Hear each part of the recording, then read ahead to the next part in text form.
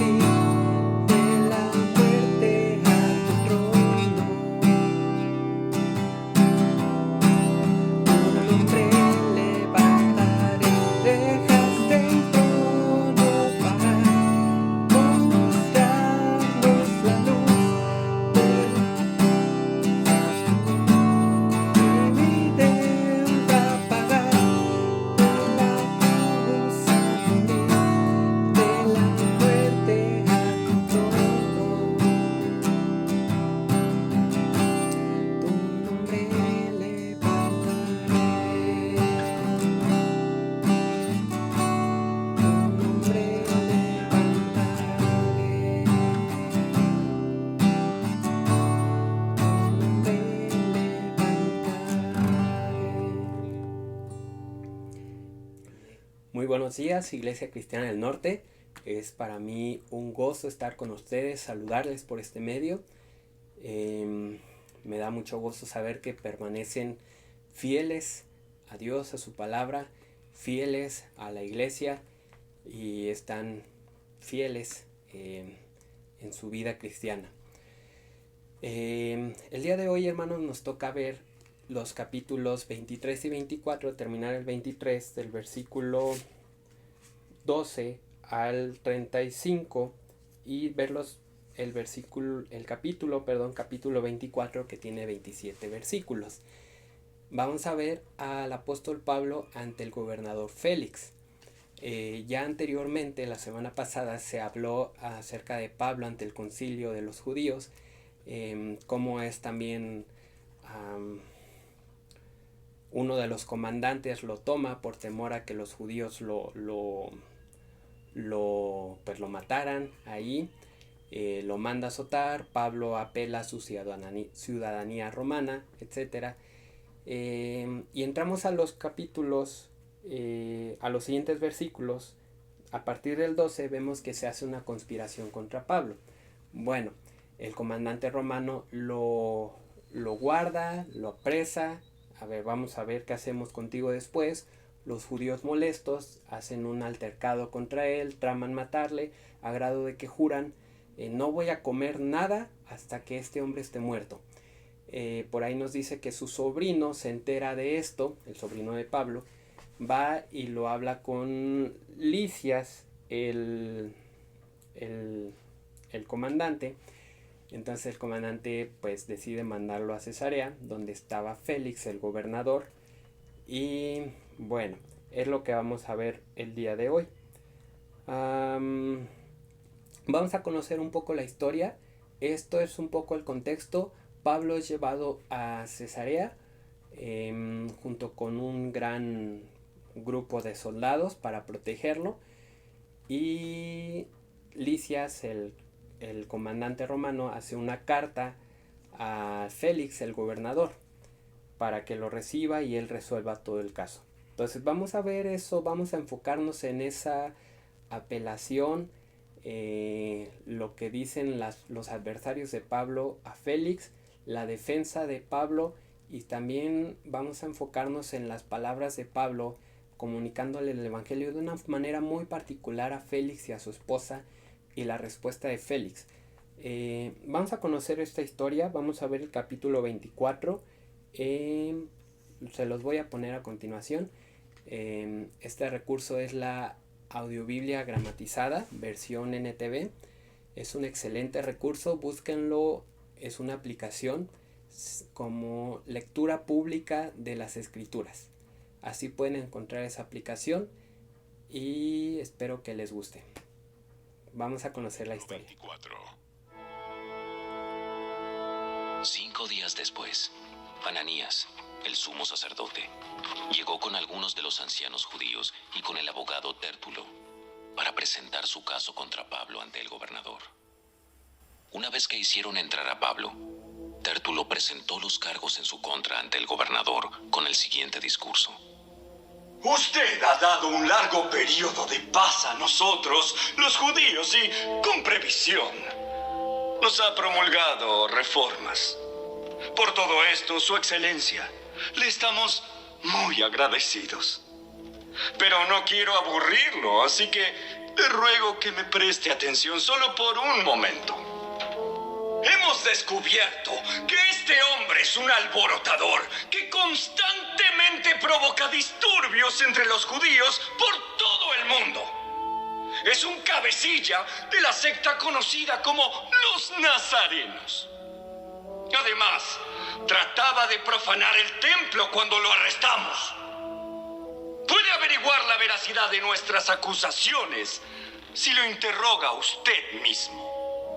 Así que los demás judíos intervinieron, declarando que todo lo que Tértulo había dicho era cierto. Entonces el gobernador le hizo una seña a Pablo para que hablara, y Pablo dijo: Yo sé, señor, que usted ha sido juez de asuntos judíos durante muchos años. Por lo tanto, presento con gusto mi defensa ante usted. Con facilidad, puede averiguar que llegué a Jerusalén hace no más de 12 días para adorar en el templo. Los que me acusan nunca me encontraron discutiendo con nadie en el templo, ni provocando disturbios en ninguna sinagoga o en las calles de la ciudad. Estos hombres no pueden probar las cosas por las cuales me acusan. Pero admito que soy seguidor del camino, al cual ellos llaman secta. Adoro al Dios de nuestros antepasados y firmemente creo en la ley judía y en todo lo que escribieron los profetas. Tengo la misma esperanza en Dios que la que tienen estos hombres. La esperanza de que Él resucitará tanto a los justos como a los injustos. Por esto, siempre trato de mantener una conciencia limpia delante de Dios y de toda la gente. Después de estar ausente durante varios años, regresé a Jerusalén con dinero para ayudar a mi pueblo y para ofrecer sacrificios a Dios.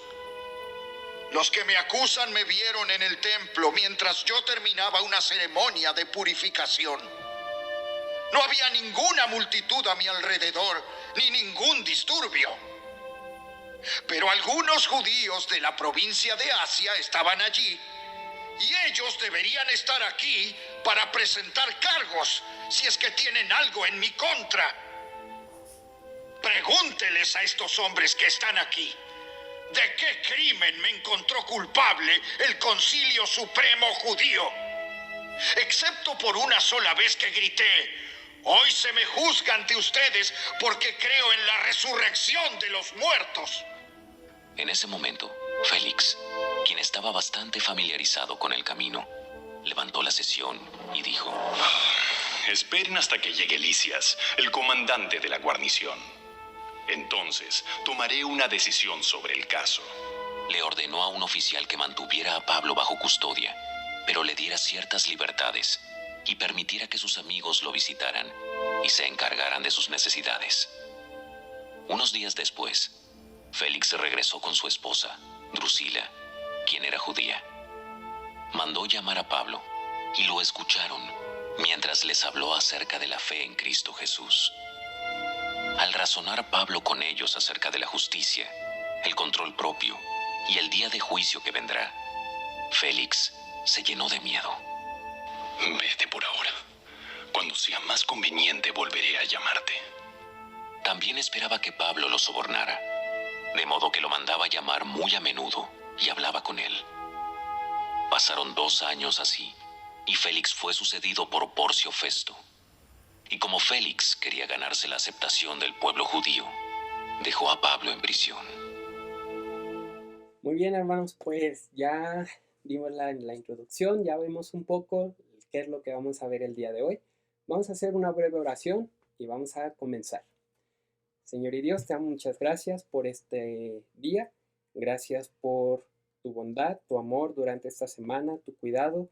Gracias porque tú has sido con nosotros.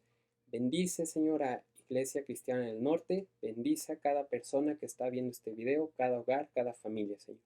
Sobre todo, bendícenos en este tiempo por medio de tu Espíritu y con tu palabra. En nombre de Jesús oramos. Amén. Muy bien, hermanos. Nos dice la palabra, ahí en el capítulo 24, es lo que quiero enfocarme más. Ya vimos que Pablo llegó a Cesarea, está delante de Félix, el gobernador. Quiero comentar esto. Félix viene siendo como un gobernador de estado. Está en México, tiene actualmente a Alfredo del Mazo. Querétaro, donde estoy, tiene su propio gobernador, está gobernado por un partido, etc. Entonces está con este personaje, está delante de alguien importante que puede resolver o empeorar su situación.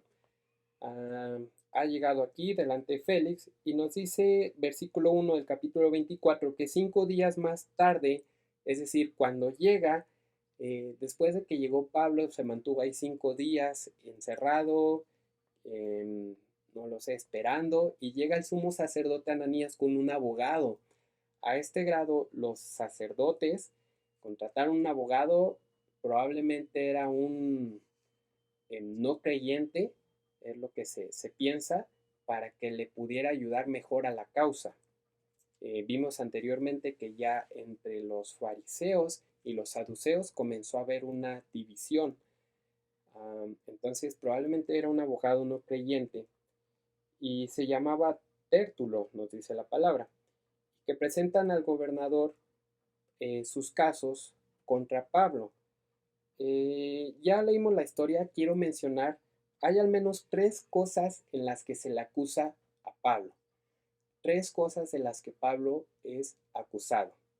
Número 1, Pablo es acusado porque era un provocador de problemas y un indeseable. Es decir, lo definían como un terrorista. Es una persona que no querían que estuviera cerca, no querían que estuviera ahí. Es una persona que para ellos les causaba problema. Claro, pues porque comunicaba el mensaje del Evangelio. Pablo no hacía más que eso.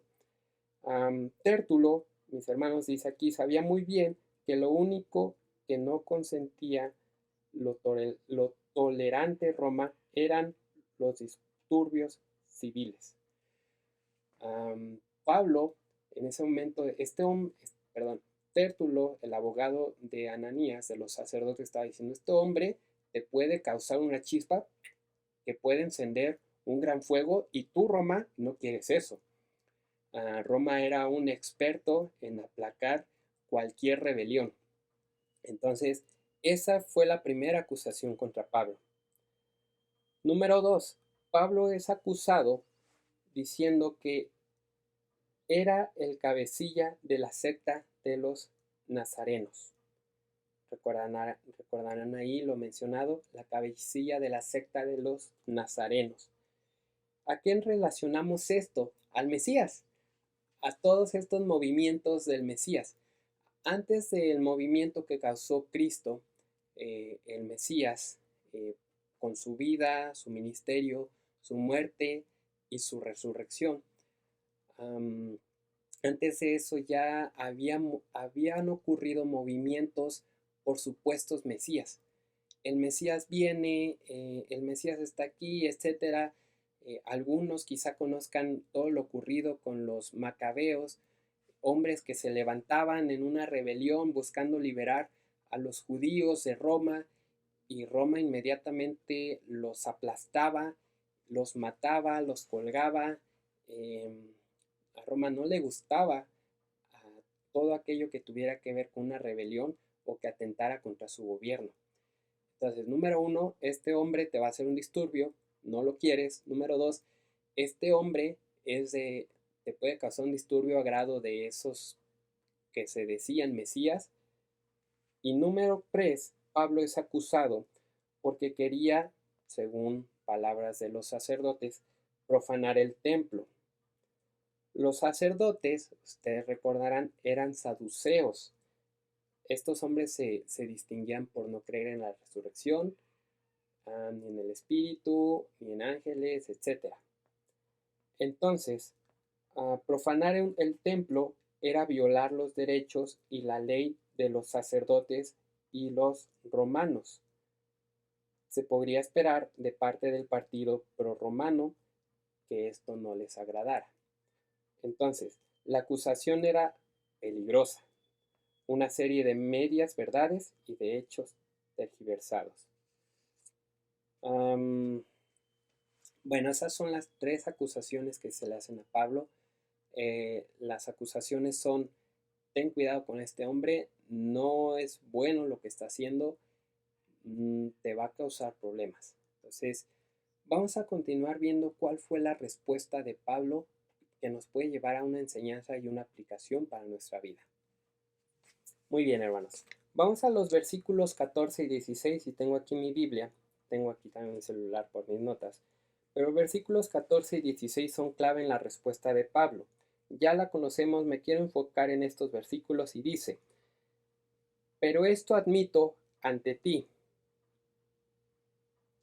según el camino que ellos llaman secta, yo sirvo al Dios de nuestros padres, creyendo todo lo que es conforme a la ley y que está escrito en los profetas, teniendo la misma esperanza en Dios que estos también abrigan, de que ciertamente habrá una resurrección, tanto de los justos como de los impíos. Por esto, yo también me esfuerzo por conservar siempre una conciencia irreprensible delante de Dios y delante de los hombres. Podemos ver la respuesta de Pablo.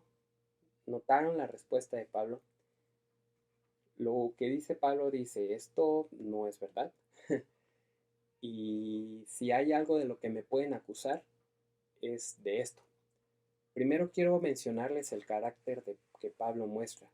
A pesar de que están hablando infamias, medias verdades e incluso mentiras acerca de él, Pablo mantiene un carácter apacible, un carácter manso, y dentro de eso también una firmeza por comunicar la verdad.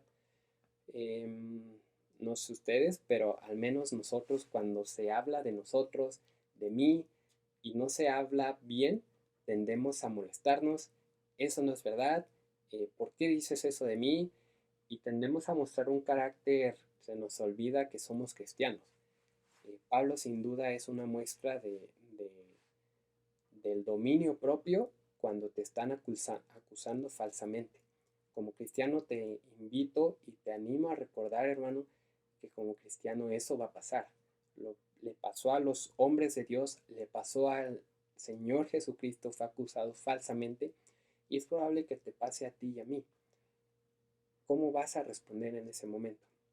Bueno, primeramente recuerda dominio propio, paz y también mantente firme en la verdad.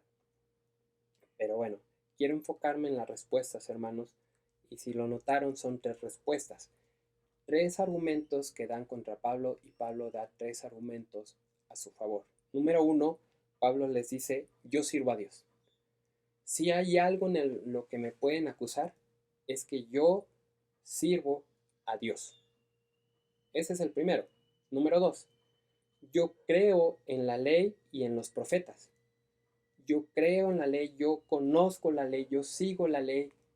Y es lo mismo que esos que me están acusando, está diciendo Pablo. Y número 3, yo tengo la esperanza en la resurrección de justos e injustos, como sus enemigos, como ellos mismos la tienen. Entonces, vemos este argumento de Pablo defendiéndose, si hay algo en lo que me pueden acusar es porque creo en Dios. Creo en Dios, creo en su palabra y le sirvo y soy fiel a Él. Y de todas las acusaciones que se estaban haciendo de él, todas son falsas excepto esa. Sí, yo soy un hombre que cree en Dios y lo sirve. Esa debe de ser, hermanos, la única acusación que se debe hacer a un cristiano. Un cristiano debe ser, debería o debe de ser y deberá de ser siempre, simplemente acusado porque ese hombre cree en Dios, ese hombre sirve a Dios, ese hombre, esa mujer obedece lo que la palabra dice. Ese hombre, esa mujer tiene una esperanza de vida eterna. Y eso es el cristianismo, hermanos. Si hay algo en lo que el mundo nos pueda señalar que sea solo eso. Recientemente, y esto ha sido de siempre, hay muchos que más que cristianos, hay un término en la iglesia que se dice son cristinos, ¿no? No tienen realmente una relación con Dios, no hay un crecer con Dios, no hay un conocer a Dios, son uno en la iglesia, son otro fuera, y la gente lo ve y pues no son cristianos, no eras cristiano, etc. Y esas son acusaciones que tristemente llevan a las personas de afuera a cometer incluso blasfemia contra Dios. Mira, eso que va a la iglesia, no, pues mejor me quedo así. Si algo podemos aprender de este texto es cómo debe de ser un cristiano cuando está siendo acusado y las verdaderas acusaciones que debe de tener. Si en algún momento en tu familia estás siendo señalado o señalada por cualquier cosa, que te señalen porque crees en Dios. Y si te están señalando porque eres el único, la única persona en tu familia que cree en Dios, mi hermano, mi hermana, siéntete orgullosa, siéntete digna de los sufrimientos de Cristo y siéntete con gozo porque estás participando de eso. Lo repito, hermanos. Creer en Dios, servir a Dios, obedecer a Dios y tener esperanza de vida eterna.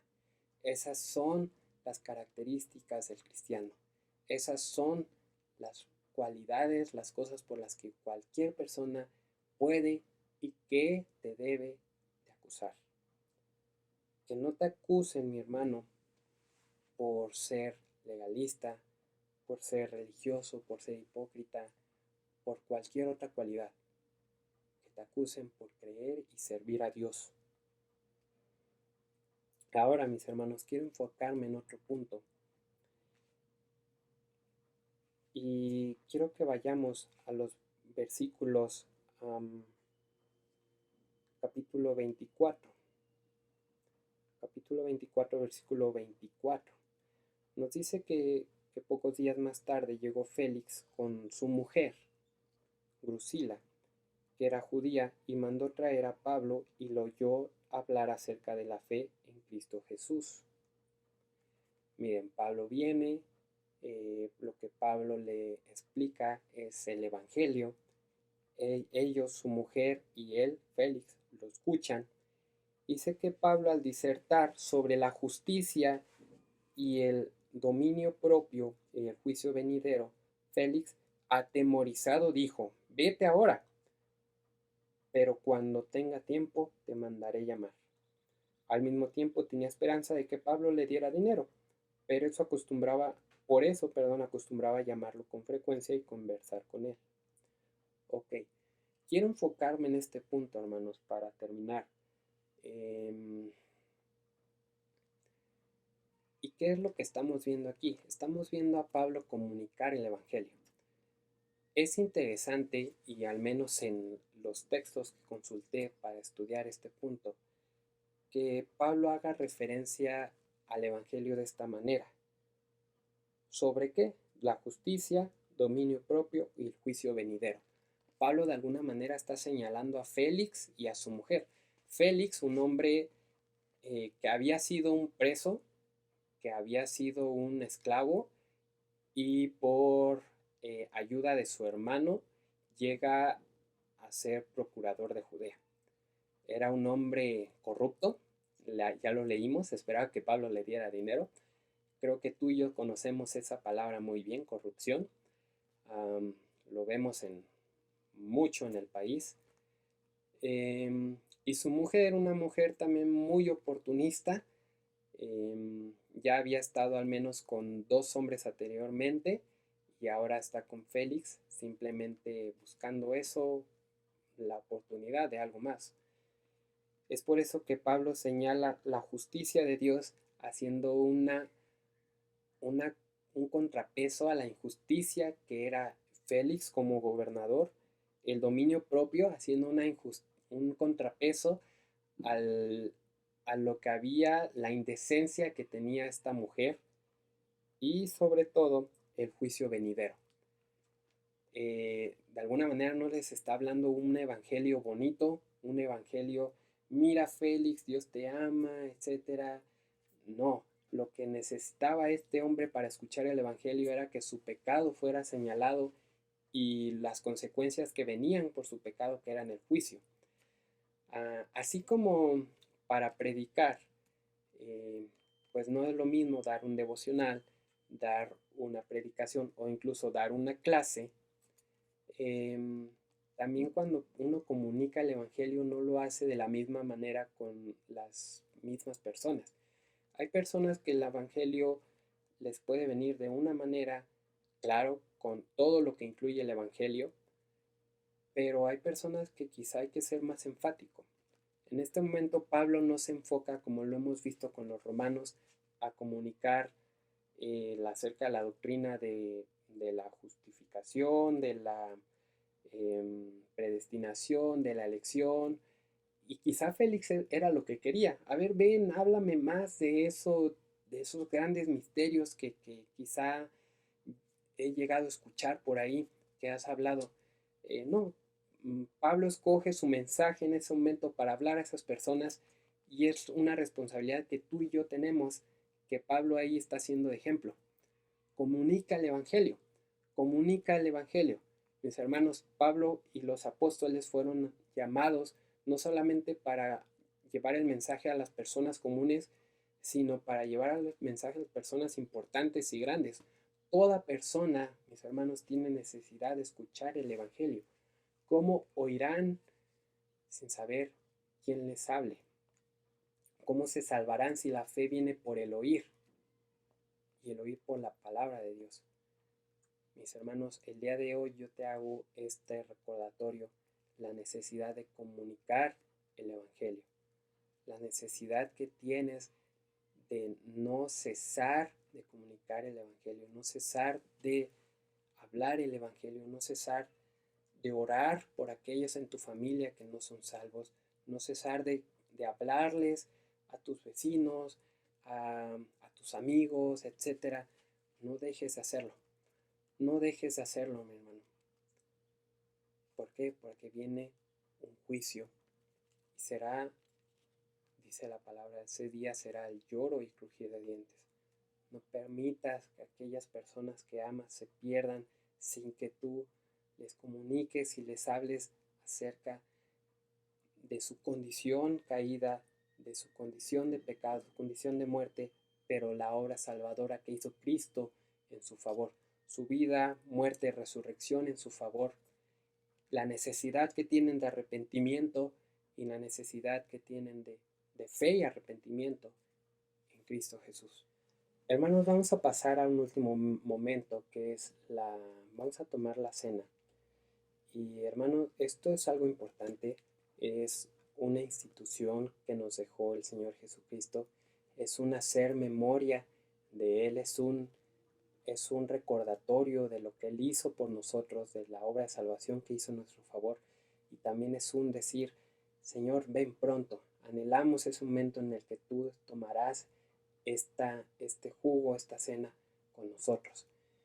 Así que mi hermano, si usted no lo ha tomado en un tiempo, si usted lo ha dejado, le invito a que en este momento pause este video, vaya, prepare, si no tiene jugo de uva puede usar un poco de agua, un pedazo de pan y comparta la cena con sus hermanos, todos los que están viendo este video el día de hoy. Dice la palabra de Dios que, dice Pablo, porque yo recibí del Señor lo mismo que les he enseñado, que el Señor Jesús, la noche en que fue entregado, tomó pan y después de dar gracias lo partió y dijo, este es mi cuerpo y es para ustedes.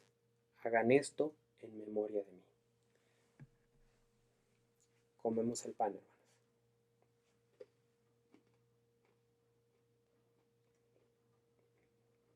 De la misma manera tomó también la copa después de haber cenado, diciendo, esta copa es el nuevo pacto en mi sangre. Hagan esto cuantas veces la beban en memoria de mí. Tomamos la copa, hermanos.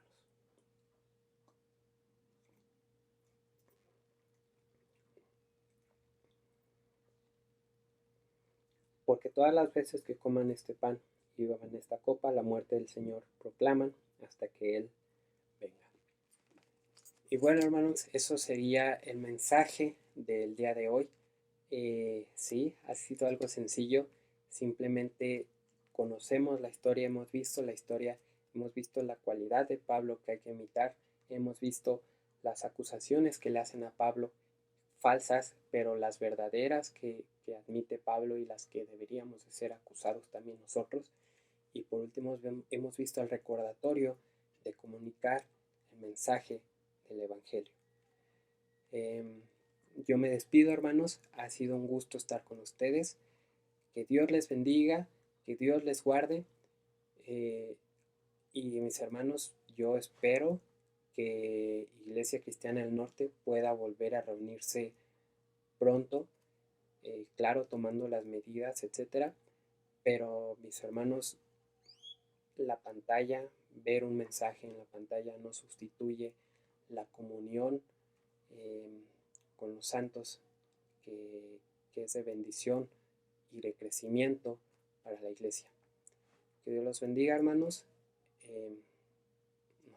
Nos vemos pronto.